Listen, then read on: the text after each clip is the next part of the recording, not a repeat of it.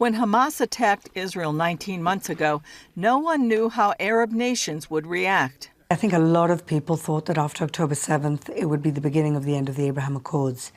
And in fact, it's been the opposite. Fleur Hassan-Nahoum is the Israeli Foreign Ministry's special envoy for trade and innovation. About a month after October 7th, the Arab League met, and they wanted to pass 3 boycotts against Israel and 1 against the United States.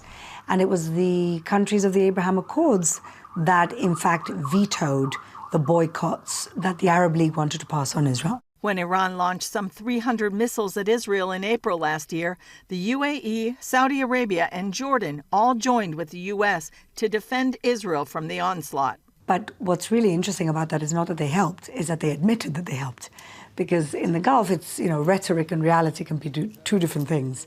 But the fact that they came out and they said, yeah, we were helping Israel, we were on the side of Israel, that's momentous. That's progress. When Iran launched a second attack a few months later, the Gulf states once again came alongside Israel with intelligence assistance, access to airspace, and other help. So I think it's very clear that the Middle East is split into 2. The countries that want peace and prosperity, and the countries that want radicalism and jihad. And it's very clear where the UAE and even Saudi Arabia is, and it's very clear where the Islamic Republic of Iran is. Hassan-Nahoum said she can't predict what will happen with the negotiations between the U.S. and Iran. But all of this is pushing the countries of the region that want peace and prosperity and want to push out the Muslim Brotherhood and the Shia fundamentalists.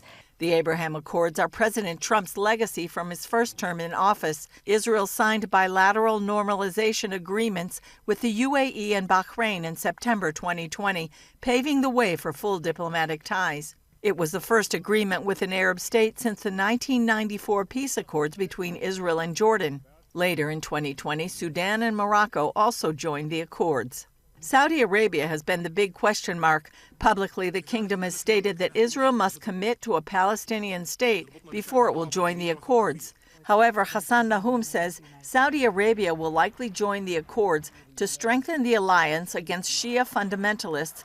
But there are other reasons, like the changing nature of the energy industry.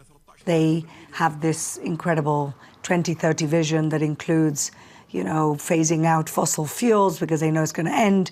And they need innovation, green and clean energy. And who, of course, are the leaders of that in the world? Israel. Hassan-Nahoum says it's too soon to tell if the new leaders in Syria want to join the accords. Any country that has wanted peace with Israel has found peace with Israel.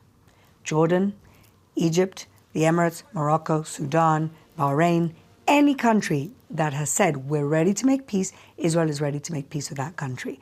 And so I don't think we're going to not make peace if it's genuine and if it's sustainable and it's real. Julie Stahl, CBN News, Jerusalem.